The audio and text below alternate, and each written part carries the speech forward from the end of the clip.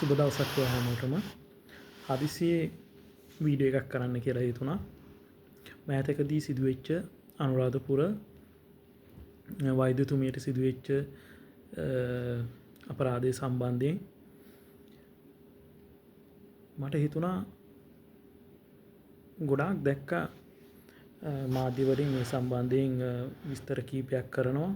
නමුත් මේකේ ඇතුළාන්තය මොකක්ද, මේකට හේතු වුණේ කාරණය මොකක්ද කියලා කිසිම කෙනෙක් කතා කරනවා මම දැක්කේ නැහැ. මට ඕන වුණා මෙන්න මේ අඩුපාඩුව නිසා තමයි, මෙන්න මේ වැරද්ද නිසා තමයි, වැරදි ක්‍රමවේදය නිසා තමයි උනේ කියන එක මට පෙන්වලා දෙන්න. ගොඩාක් ඇත්තටම මේ දවස් කීපෙම ගොඩාක්ම වීඩියෝ ගියා මේ සම්බන්ධයෙන්. කිසිම මේක මම දැක්කේ නැහැ. ඒක හින්දා මම ඈත කාලීනව වීඩියෝ 2-3ක්ම කරලා දෙනවා මේ සම්බන්ධයෙන්. මේ නීති පැරණි යල්පැනගිය නීති ක්‍රමවේදය අදට ගැලපෙන්නේ නැහැ කියන එක පෙන්වලා දුන්නා. මේක වෙනස් කරන්න කියන එක අධිකරණ ඇමතුමාගෙන් මම කීප සැරයක්ම එක් වතාවක් මම ඉල්ලා සිටියා වෙනස් කරන්න කියන එක. හැම නීති කටයුත්තක්ම මේ වෙනකොට අදට ගැලපෙන්නේ නැහැ කියන එක මම පැහැදිලිවම කිව්වා. අතර මේ අනුරාධපුර මේ සිද්ධිය ගත්තාම, ස්ත්‍රී දූෂණවල සම්බන්ධයෙන් මේක ගත්තාම, අදාළ පුද්ගලයා මීට ඉස්සරලත් ස්ත්‍රී දූෂණයකට සම්බන්ධ චෝදනා ලැබපු කෙනෙක්. එසේ කරපු කෙනෙක් එයාගේ ලාංකික නීතිය හැටියට අවුරුදු 7ද 10ද 15ද ඒ කාල සීමාව එක දිගටම එයා සිරගත වෙලා හිටියා නම් මෙවැනි සිද්ධියකට ගොදුරු වෙන්නේ නැහැ. ආය මෙයා කරන්න යන්න අපිට කියන්න බෑ. නමුත් අවුරුදු 15ක් හිටියා නම්, අවුරුදු 7ක් කියමු, අවුරුදු 10ක් කියමු, ඒ කාල සීමාව හිටියා නම් අදාළ වෛද්‍යතුමිය මේ ඛේදවාචයකට ලක් වෙන්නේ නැහැ. ඒ වගේම අනුරාධපුර ශික්ෂණ රෝහලට ප්‍රතිකාර ගන්න ලැබපු ආපු අය අපහසුතාවයකට ලක් වෙන්නෙත් නැහැ. වර්ජන ක්‍රියාමාර්ගවලට යන්නෙත් නැහැ. නමුත් මේක කිසිම කෙනෙක් පෙන්වලා දෙන්නේ නැහැ. මට ඕන කරන වෙලා තියෙන්නේ මෙන්න මේක පෙන්වලා දෙන්න. මේ ක්‍රමවේදය අදට ගැලපෙන්නේ නැහැ. මේ හැම නීති ක්‍රමවේදයන් අදට ගැලපෙන්නේ නැහැ කියන එක තමයි මට කියන්න ඕනේ. අද ඊයේ නෙමෙයි ස්ත්‍රී දූෂණවලදී එක්කෙනෙක් ගියා ගෝනවැල සුනිල් කියලා.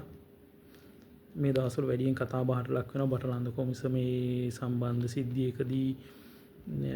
මට අහන්න ලැබුණා ගෝනවැල සුනිල් කියන පුද්ගලයෙක් අවුරුදු 15ක් හිරේ ගියපු කෙනෙක් ප්‍රධාන කෙනෙක්ගේ මාර්ගයෙන් නිදහස් කරවා ගත්තයි කියන. ඊට පස්සේ මොහු මිනිමෙරුම් සම්බන්ධවලට යොදාගත්තා කියලා.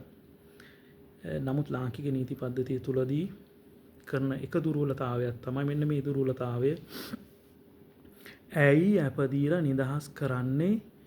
එයා කරපු වරදට අවුරුදු 10ද අවුරුදු 7ද 10ද 15ද එයා එක දිගට මේක ගත කරලා එන්න ඕනේ. මගදී ඇයි මේක මේ එළියට එන එක තමයි මේ තවත් එයා කරන්න පෙළඹුණේ.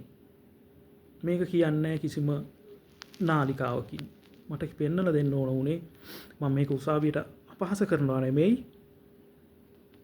හෙලා දකින්නවත් නෙමෙයි. මේ ක්‍රමවේදය වෙනස් කරන්න. මේක ක්‍රමවේදය නිසා තමයි මේ අනික් අය මේකට පෙළඹෙන්නේ. මේ කටයුතු ඒක උපයෝගී කරගෙන තමයි තවත් කරන්න පෙළඹෙන්නේ. ඒව වළක්ව ගන්න නම් නීතියත් දැඩිව පවත්වා ගන්න වෙනවා. අන්න ඒක කියන්න ඕන මට විශේෂයෙන්ම. අධිකරණ ඇමතිතුමාගෙන් ඉල්ලා හිටින්නේ මම. තවත් එක නීතිඥතුමියෙක් කියා හිටියා ඒ සංවාදයකදී දැනට නිදිපෙති බීලා තමයි කට්ටිය ගත කරන්නේ. වෙනසක් ඕනේ. ජනාධිපතිතුමාට කෙලින්ම යා කිව්වා ස්ලීපින් පෙති බීලා ඉන්නේ කියලා. ඇත්තටම මේ කාල සීමාව මේ අඩුපාඩු දකින්න ඕනේ. මම පෙන්නලා දුන්නා ඉස්සර වෙලා.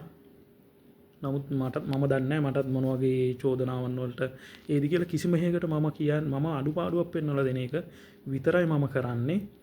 මට මේ කිසිම දෙයකින් ඇති වැඩක් නැහැ. නමුත් වෙන අකටයුතු වළක්ව ගන්න පමණයි මම කියන්නේ. මේ නීති පද්ධති වෙනස් කරන්න. ඒකයි මම ඉල්ලන එකම ඉල්ලීම. මේ අදට ගැලපෙන්නේ නැහැ. මිනි මැරුම් වලටත් එහෙමයි. අදාළ අවුරුදු ගාන සිර දඬුවම එයා සිරගත වෙලා බිඳලා එළියට ඒම පමණයි. එතකන් මොනම හේතුවකටත් අප දීලා එළියට යවන්න එපා අදාළ පුද්ගලයන්.